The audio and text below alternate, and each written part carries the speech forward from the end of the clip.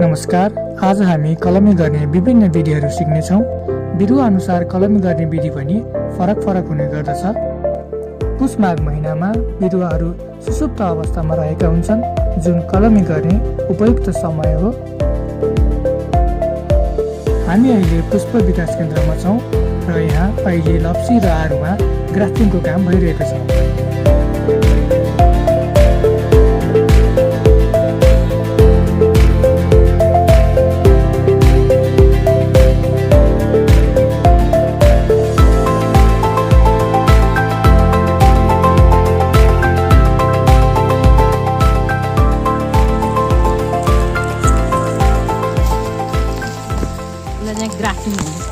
Grafting अब यसरी जोड्ने काटेपछि अनि यसलाई यसरी जिब्रो आकार काट्ने, यसरी राख्ने, यसको नि यसरी काट्ने अनि यहाँ चट्ट यसरी जोड्ने।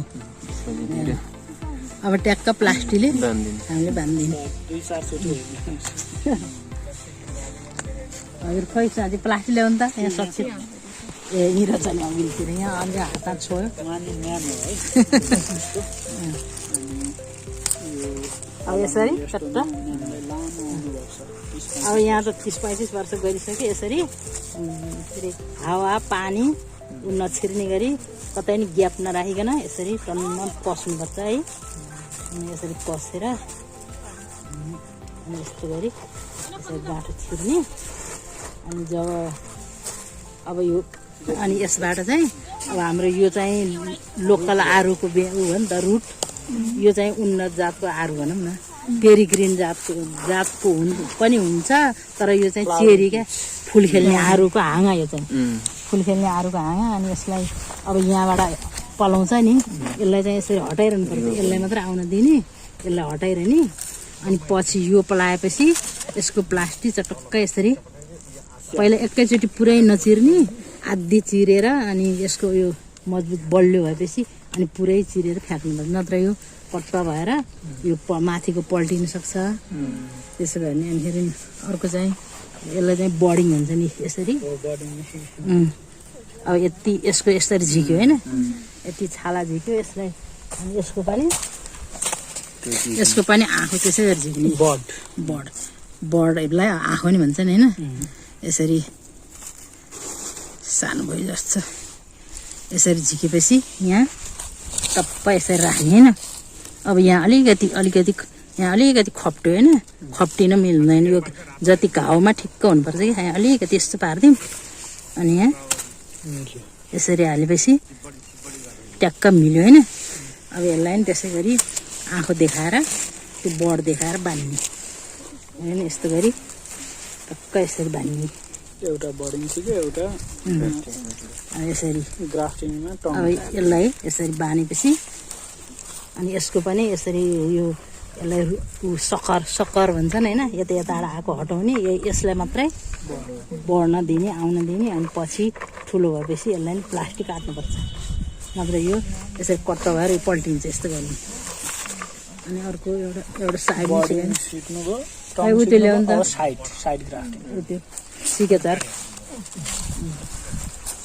अब यो साइड चाहिँ के गर्ने भने अब यो मोटो डाँठो होइन यसरी। अनि फेरि अब हामीले अब बड ऊ चाहिँ सानो भयो भनौँ न, स्टिक सानो भयो, स्टिक यो रुट चाहिँ ठुलो भयो होइन, यो बडहरू चाहिँ सानो भयो। अब त्यसलाई के गर्ने भने यसरी दुईवटा आँखा राख्ने यसरी चट्ट। यता चाहिँ यसरी काट्ने अनि यता चाहिँ चट्ट यति घाउ बनाउने होइन। यस्तो छड्के। अनि यहाँ एक साइड यसो पार्ने। अब यति भयो होइन। अनि यसरी यो धेरै भागलाई यता पार्ने यसरी। अब यता नि यस्तो पार्ने, धेरै भागलाई भित्र पार्ने, ठुलो फराकिलो भागलाई भित्र पार्ने। अनि यो सानो अब यस्तो भनौँ यस्तो यो भागलाई यता पारियो होइन।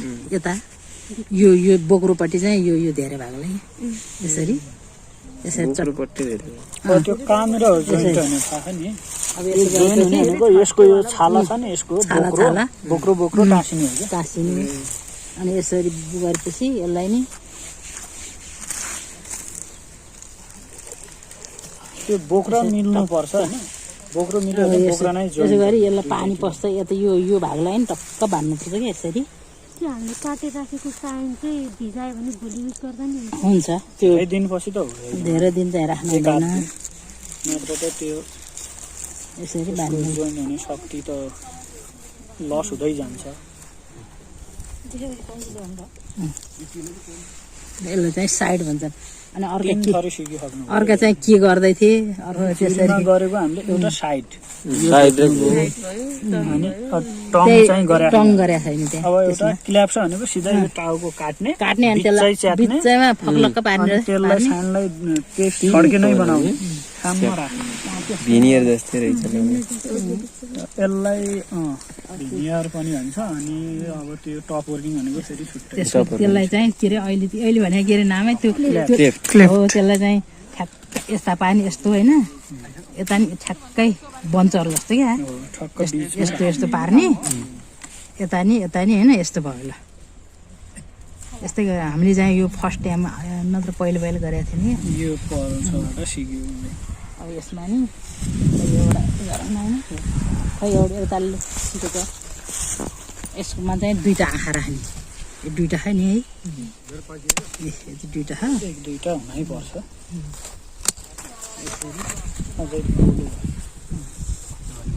यसरी नाच्दैन चिउरी त सजिलो हुन्छ नि त त्यहाँदेखि यो त साह्रो फेरि यो सबैमा सबै विधि सक्सेस सक्सेस हुन्छ भन्ने छैन होइन चिउरीमा त्यो भयो होइन अब चेरीमा हामी त्यो टङ गरिरहेछौँ अनि यसलाई अब लिचीमा एयर लेयरिङ होला अम्बामा एयर लेयरिङ होला ट्याक्क यसरी हाल्ने नाचिङ होला त्यो हेरेर फरक छ यसरी चट्ट हाल्ने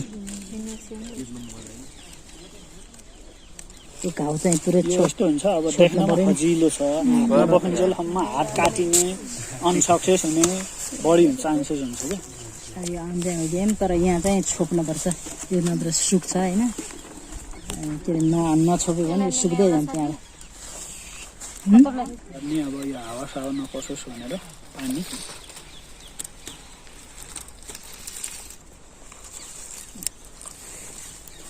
यो अझै चौडा भए राम्रो हुन्छ ठ्याक्क यो तन्किन्छ क्या तन्किन्छ अनि त्यहाँ छोप्ने यसले साइनलाई छोपिसकेपछि पछि फुट्दाखेरि आफै फुट्छ यो हटाउनु पर्दैन यसलाई किर्तिपुर होइन अहिले मुस्ताङमा हजुर अहिले मुस्ताङमा मुस्ताङ ए हजुर